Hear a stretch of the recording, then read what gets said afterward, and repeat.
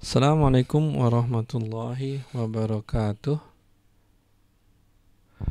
Kita masuk ke tafsir surat An-Nisa ayat 32 sampai 33. A'udzu billahi minas syaitonir rajim. Wala tatamannaw ma faddalallahu bihi ba'dakum ala ba'd. Dan jangan kalian iri hati terhadap karunia yang Allah berikan. Allah lebihkan sebagian kalian di atas sebagian yang lain. Lirrijali nasibum mimma iktasabu.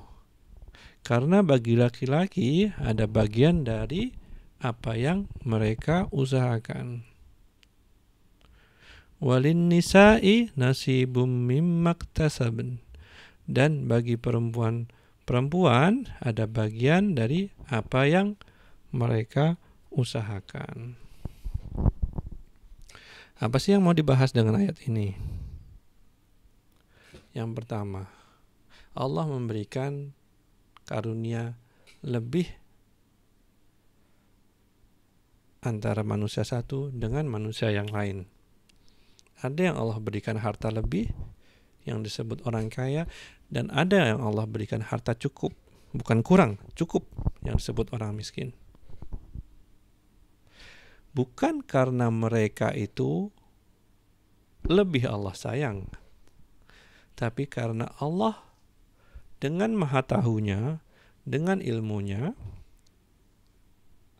Allah tentukan skenario hidup mereka dan ujian hidup mereka.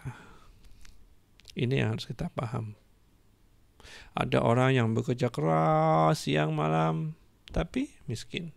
Ada orang yang relax saja kerjanya, santai tapi kaya. Dan itu tidak berarti yang kaya lebih dicintai daripada yang miskin. Itu makna yang pertama. Makna yang kedua, Allah memberikan peraturan yang baru saja kita bahas dalam ayat-ayat sebelumnya. Anak lelaki warisan dibanding anak perempuan. Anak lelaki dapat 2, anak perempuan dapat 1. Nah, Allah bilang di sini, jangan kamu iri hati terhadap karunia apa yang Allah berikan. Allah sudah atur hukumnya seperti itu. Itu yang pertama. Yang kedua, maju lagi ke atas, masih surat An-Nisa. Allah berikan lelaki boleh berpoligami, perempuan tidak boleh.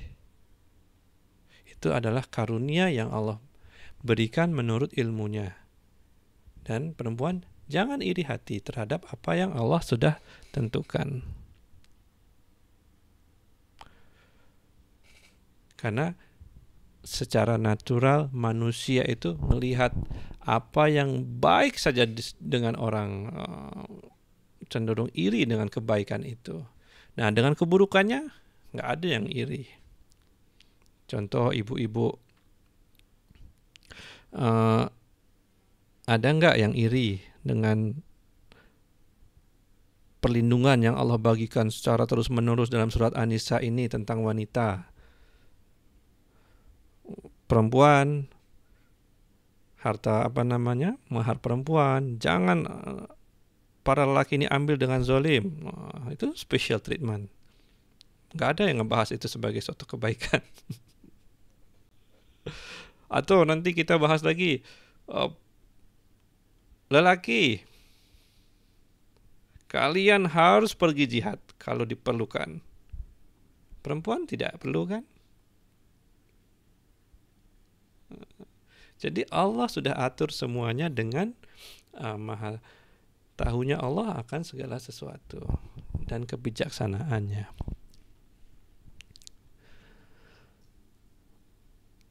Was'alullaha min fadlih, dan mohonlah kepada Allah dari karunia-Nya. Kalau kalian ingin supaya hidup tuh lebih lega, lebih banyak rezeki, mintalah sama Allah. Karena Allah yang memiliki semuanya. Innallaha kana bikulli syai'in alim. Sesungguhnya Allah adalah Dia terhadap segala sesuatu maha mengetahui. Allah yang memberikan karunia, Allah yang tentukan peraturan, pembagian harta, peraturan, perlindungan terhadap mahar para istri, itu didasarkan kepada maha mengetahuinya Allah. Walikulli ja'alna mawaliyah, dan bagi tiap-tiap kami jadikan ahli waris.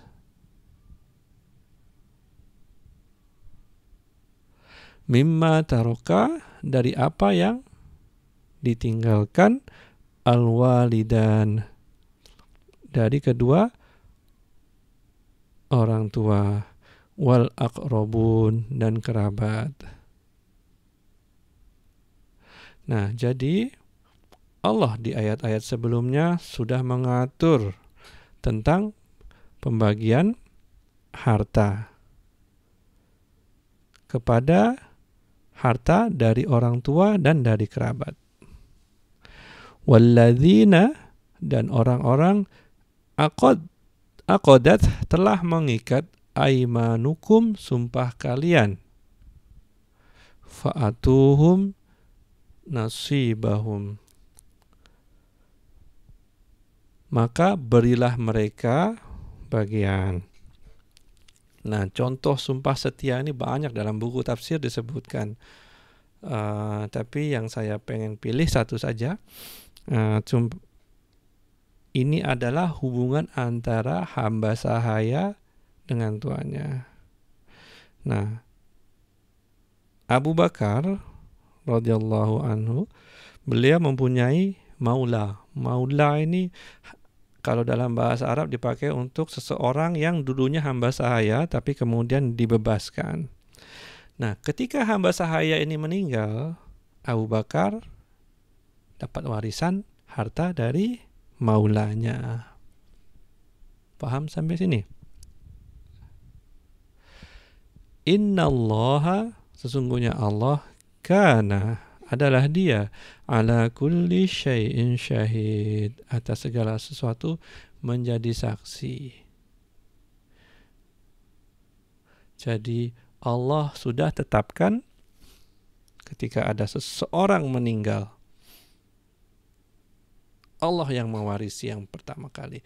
Kemudian Allah bagikan itu menurut hukum peraturan yang Allah sudah buat. Ketika kalian berbuat curang dengan sengaja, pura-pura salah hitung, sehingga menyebabkan kalian menzolimi saudara kalian, mengambil harta lebih dari mereka, ketahuilah bahwa Allah menjadi saksi. Itu dulu. Assalamualaikum warahmatullahi wabarakatuh.